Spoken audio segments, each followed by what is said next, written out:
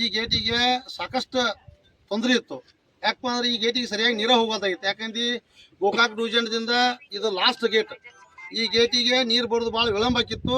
ಅದಕ್ಕಾಗಿ ನಮ್ಮ ಅಧ್ಯಕ್ಷರು ನಿನ್ನೆ ದಿವಸ ಎಸ್ ಸಿ ಅವರಿಗೂ ಕೂಡ ಬಾಲ್ಕೋಟೆ ಎಸ್ ಸಿ ಅವ್ರಿಗೂ ಕೂಡ ಮಾತಾಡಿ ಎಕ್ಸಿಕ್ಯೂಟಿವ್ ಇಂಜಿನಿಯರ್ ಸರ್ ಅವರು ಕೂಡ ಬಂದಾರ.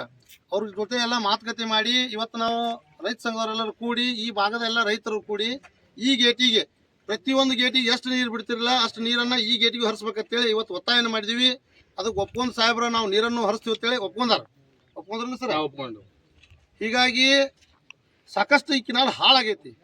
ಏನಂದ್ರಪ್ಪ ಈ ಕಿನಾಲ್ ಕೆಪಾಸಿಟಿ ನೀರು ಬರೋದು ಎಷ್ಟೈತಪ್ಪ ಅಂದ್ರೆ 2250 ಕ್ಯೂಸೆಕ್ಸ್ ನೀರು ಈ ಕಿನಾಲ್ ಬಿಡುವಂಥ ಸಾಮರ್ಥ್ಯ ಐತಿ.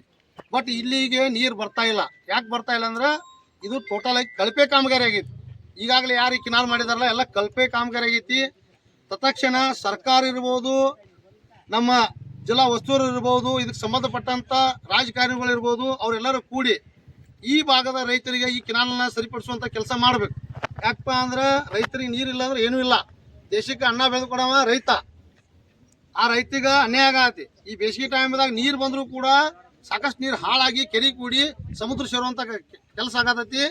ಅದಕ್ಕಾಗಿ ತತ್ಕ್ಷಣ ಈ ಕಿನಾಲನ್ನ ಏನು ಘಟಪ್ರಭಾ ಬಲದಂಡೆ ಕಾಲುವೆ ಕಿನಾಲ ರೆಡಿ ಆಗ್ಬೇಕಂತ ಹೇಳಿ ನಾವು ರೈತ ಸಂಘದಿಂದ ಒತ್ತಾಯನ ಮಾಡ್ತೀವಿ.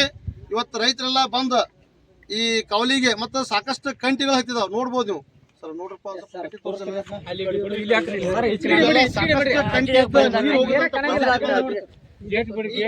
ಅಧಿಕಾರಿಗಳಿಗೆ ಈ ಡಿಪಾರ್ಟ್ಮೆಂಟ್ ಕೂಡ ಸರ್ಕಾರ ದುಡ್ಡು ಬಿಡ್ಬೇಕು. ಯಾಕಪ್ಪ ಅಂದ್ರೆ ಈಗಾಗಲೇ ಅವ್ರಿಗೆ ಎಷ್ಟೋ ಒತ್ತಾಯನ ಮಾಡಿದ್ರು ಕೂಡ ಸರ್ ಮ್ಯಾಗಿಂದ ದುಡ್ಡು ಬರ್ತಾ ಇಲ್ಲ, ಎಷ್ಟು ಬರ್ತಾ ಇದೆ ಅಷ್ಟು ಮಾಡ್ತಾ ಇದ್ದವರು ಕೂಡ ಹೇಳ್ತಾ ಇದ್ದಾರೆ. ನೀವು ಈ ಇಲಾಖೆಗೆ ಎಷ್ಟು ದುಡ್ಡು ಬೇಕನ್ನ ಬಿಟ್ಟು ಇದನ್ನೆಲ್ಲ ಸರಿ ಮಾಡುವಂಥ ಕೆಲಸ ಮಾಡಬೇಕು. ನೀವು ಮಾಡಲಿಲ್ಲಪ್ಪ ಅಂದ್ರೆ ನಾವು ಉಗ್ರವಾದ ಹೋರಾಟವನ್ನು ಮಾಡಬೇಕಾಗತ್ತೆ. ಬೆಳಗಾವಿ ಸರ್ಕಲ್ ಬಂದ್ ಮಾಡಿ ಅದಕ್ಕಾಗಿ ತಾವುಗಳು ಎಚ್ಚೆತ್ತುಕೊಂಡು ಈ ಕಿನಾಲನ್ನು ರಿಪೇರಿ ಮಾಡುವಂಥ ಕೆಲಸ ಮಾಡಬೇಕು. ಇವತ್ತು ರೈತ ಸಂಘ ಒತ್ತಾಯ ಐತಿ.